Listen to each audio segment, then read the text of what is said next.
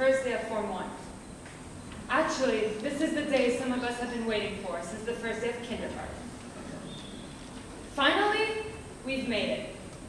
The first batch of Macau Anglican College students have graduated. The pioneers of the school, as Mr. Brown likes to call us. The guinea pigs, as we like to call ourselves.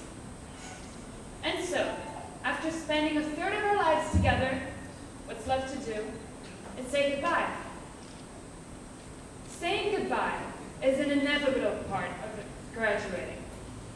Of course, there are some things we're rather glad to bid farewell to, like wearing the same thing every single day, walking up 6 flights of stairs every morning, school lunch, or the 6th floor on a cold, wet winter day. But there are many more things we're sad to leave behind. Our teachers, our friends, our habits, tuck shop teriyaki Fridays and curry Tuesdays. Having to say goodbye is the tide that brings the waves of realization. The realization that a part of your life that has been so important and such a priority is finally over. You've not only graduated from an educational level, you've graduated from a life level. Because high school means childhood and living at home with your family and depending on your parents. And now, you're being released into the adult world, among strange faces and unfamiliar routines. You have to earn your keep and start your adult life as society expects of you. All this changes basically overnight, regardless whether you feel ready for it or not. Yesterday, you were a student in math, as you had been for years. Today, they hand you a piece of paper, make a ceremony out of it, tell you to get out, and boom, you're officially an adult. As ludicrous as it seems, this is the norm all over the world. We have to get used to it. It's part of our life cycle. Nevertheless, we're leaving behind a building we've been coming to every day for 6 years or more. We're leaving teachers that have known us, supported us, and been through so much with us. We're leaving behind our friendships because when we see each other after this, it won't be the same.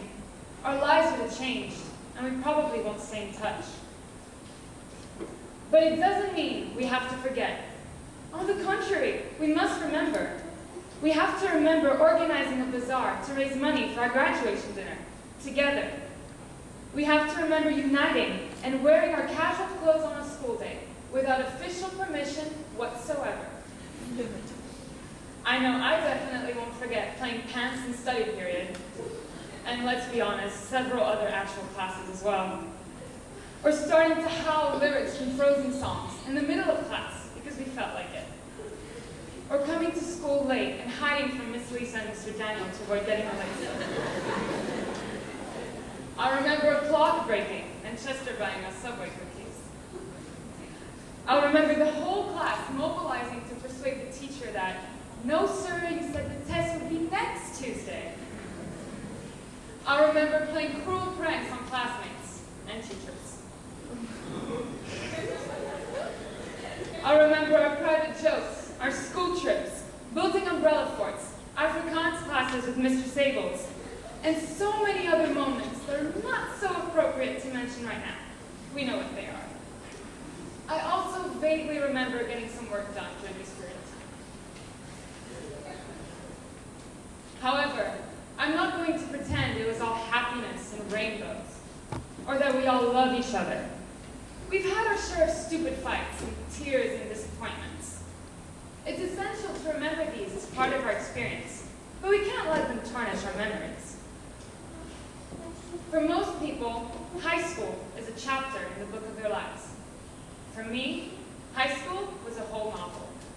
A novel that ends in a cliffhanger. What happens next? Do we part on good terms? Do we make the most of these last few months before heading off to university? Do we get into university? Do we survive on our own without our parents? Do we do well? Do we become successful? Do we marry the loves of our lives? Do we stay friends? And do we die peacefully in our sleep? We don't know. We can't know. Or what would be the point?